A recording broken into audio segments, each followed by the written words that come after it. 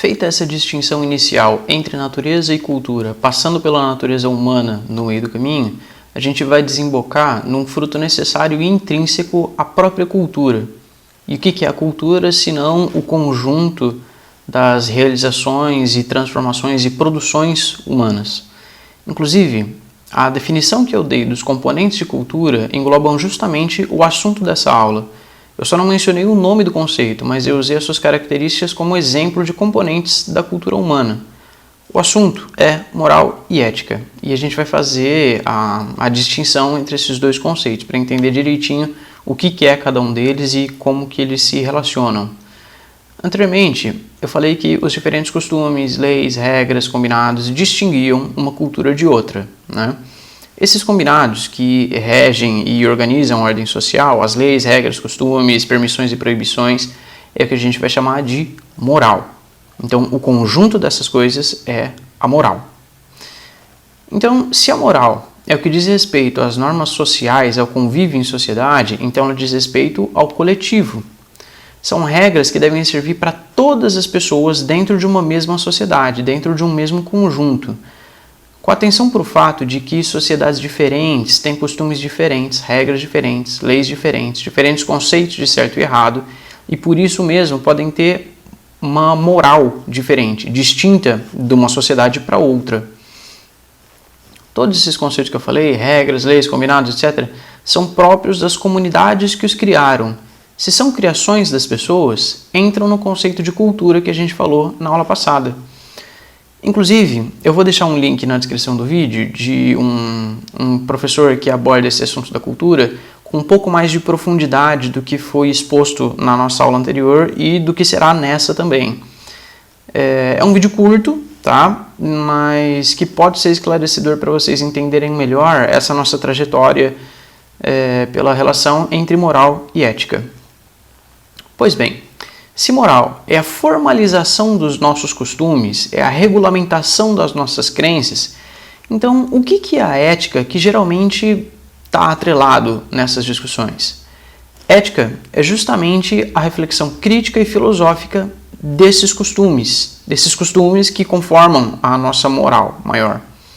É a análise das nossas leis e regras que foram sacramentadas pela moral coletiva. Ética é, portanto, o estudo da moral. Tanto é assim que a gente pode chamar a ética de filosofia moral. Se moral são os costumes de uma determinada sociedade, ela se manifesta desde o surgimento dessas sociedades. E se esses costumes não são dados pela natureza, são convenções humanas, são construções humanas, né? Portanto, são componentes da cultura humana. Desde as sociedades mais remotas, mais recuadas no tempo, até as nossas sociedades contemporâneas de hoje, a gente encontra esses elementos. Mas o estudo propriamente da moral na civilização ocidental e uma teorização mais profunda sobre esses costumes, quais seriam corretos, quais seriam reprováveis, qual que é a melhor forma de viver, quais são os valores moralmente aceitos e quais são abomináveis. Quem inaugurou esse ramo da filosofia com a antropologia filosófica foi o Sócrates, lá na Grécia Antiga, no século V a.C.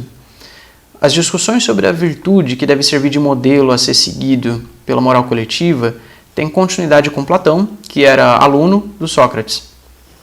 O Platão acrescentou a essa discussão que ele achou que cabia, da sua teoria dualista de corpo e alma, da separação do mundo sensível e do mundo das ideias, de uma moral ideal, de uma ideia de bem supremo que estaria alojado, recluso ou contido no mundo das ideias, que é um mundo superior, enfim.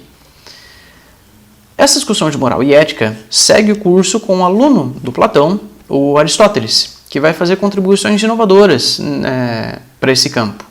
É o Aristóteles que vai formular uma ideia que já tinha sido anunciada pelo Sócrates antes dele, da ética do justo meio, que não convém, não é certo, não é o ideal, externar as supostas virtudes nem em excesso, nem em falta, né? Não é para você ser excessivamente corajoso ou excessivamente covarde. Você tem que encontrar o meio termo. A gente vai falar melhor sobre isso.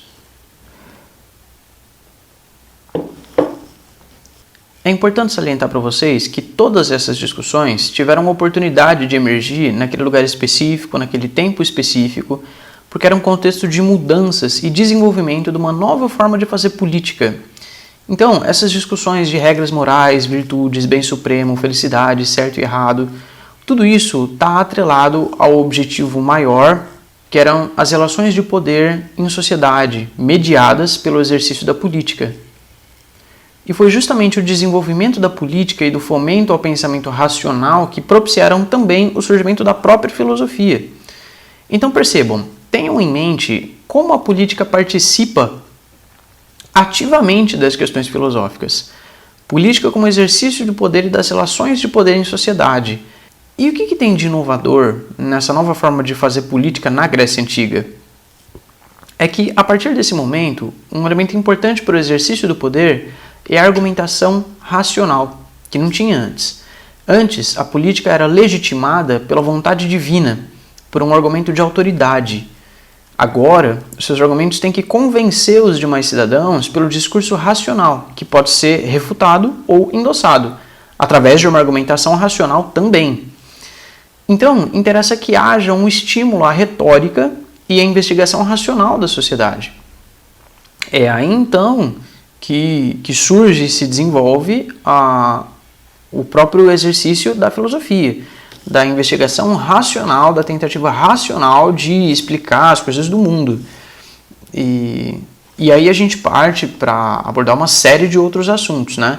Inclusive, essa virada da antropologia filosófica provocada pelo Sócrates, na qual nascem essas discussões, se deu em oposição ao modelo de filosofia anterior a ela, que verificava a origem e a organização do universo, as chamadas cosmologias, com os primeiros filósofos no século VI a.C. Mas então, aí que a gente chega às elaborações sobre o bem e o mal, certo e errado, como é a maneira ideal de se proceder e de que maneira a gente não deve agir em sociedade, porque cada cidadão tem responsabilidade na manutenção da sociedade e pelo exercício da política no seio da nascente democracia do mundo grego. Esse mundo grego e essa forma de política que foi se desenvolvendo e se transformando ao longo dos anos até ser dominado pelos macedônicos com Alexandre o Grande no século IV a.C. e depois pelo Império Romano em seguida. Aí então o debate político dá uma minguada porque retornam as condições de submissão a uma autoridade com caráter quase divino. Desaparecem as condições políticas e sociais que propiciaram o surgimento desse tipo de debate. Aquele momento político que deu razão ao debate sobre moral e ética surgiu em função da organização política das cidades-estado gregas enquanto autônomas e independentes. Uma vez que elas deixaram de ser autônomas e independentes, quando elas foram conquistadas e passam a fazer parte do Império Romano, as condições políticas mudam e a investigação filosófica sofre as consequências disso. Percebem como é importante a gente entender os processos históricos para ver como esses debates surgem, ganham força ou caem no esquecimento por um longo período para serem retomados só depois, quando as condições históricas o favoreçam de novo ou se alterem de novo? É isso que a gente quer dizer quando a gente fala que a história é filha do seu próprio tempo e a filosofia de igual maneira. É o contexto histórico que determina quais serão os assuntos em voga na especulação filosófica de um determinado período.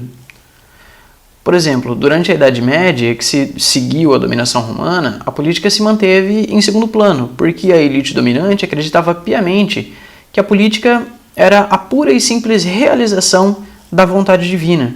Então, não tinha muito o que se questionar, não tinha muito o que se perguntar, nem pesquisar. Era só aceitar e obedecer e falar amém. Lembrem-se que foi a Igreja Católica que reinou soberano durante toda a Idade Média. Então, as questões filosóficas, pelo menos dessa Europa Ocidental, elas foram todas direcionadas, organizadas ou levadas a cabo pela Igreja Católica, ou pela hierarquia, né, pelo clero. Então, já é de se supor, já é de se imaginar que os principais conceitos abordados fossem com relação à eternidade, à santificação, enfim. diferente dessa filosofia principalmente, particularmente humanista, antropológica da Grécia Antiga, que vai ser retomada depois, na Idade Moderna, com o Renascimento, mas isso é assunto para depois, para uma outra aula. Enfim, feita essa distinção, postos esses conceitos e explicado em linhas gerais o que é moral, o que é ética, o que é cada uma dessas coisas, como elas se relacionam. A moral, então, são as nossas leis, costumes, regras, combinados. E na nossa sociedade, nem todos os nossos combinados são leis, né? Mas tem os que são leis são combinados que foram literalmente, devidamente sacramentados, né? Não se pode descumprir essa moral. E se alguém atentar contra essa moral, tem a sua devida punição. E a gente vai, posteriormente, talvez no momento oportuno, vai dizer qual que é a distinção, de que maneira a gente se relaciona com a moral, o que é ser imoral ou amoral. E a ética, então, é o estudo disso tudo.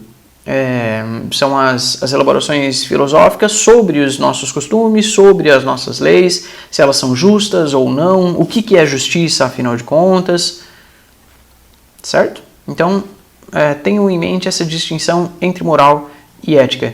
E é bom vocês terem em mente também como ou por que isso está relacionado com a política, com o exercício do poder em sociedade, com as nossas... Bom, como isso está relacionado com as nossas regras sociais é óbvio, né? Uma vez que a moral é justamente a consolidação dessas nossas regras sociais.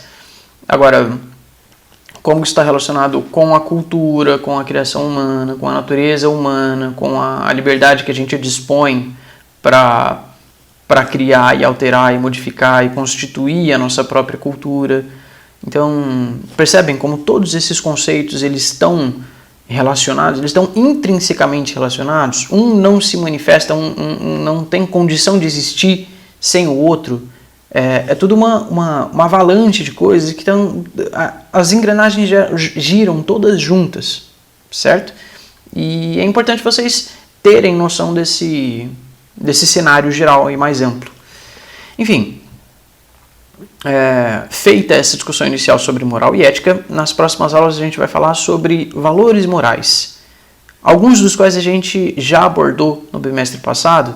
Então, como eu mencionei, ou devo ter mencionado na aula passada, o nosso objetivo no segundo bimestre agora é retomar os assuntos que foram introduzidos no bimestre passado e se aprofundar neles, que a gente passou por cima de todas essas coisas, né? E na realidade, essa apostila inteirinha desse semestre, ela fala principalmente sobre moral e ética, do começo até o fim, sob diferentes perspectivas, sob diferentes ângulos, por diferentes aproximações. Mas, a rigor e no limite, o pano de fundo desse semestre todo é moral e ética. Então é importante que a gente parta dessa conceituação inicial, tá? Leiam o conteúdo da apostila de vocês, vejam os autores que são mencionados, depois de assistir esse vídeo, façam anotações sobre ele também e comparem essas três coisas, tá? Para que vocês possam ter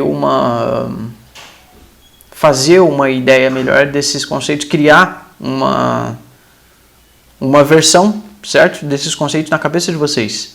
De outra maneira, eu não vejo como vocês podem entender essas coisas.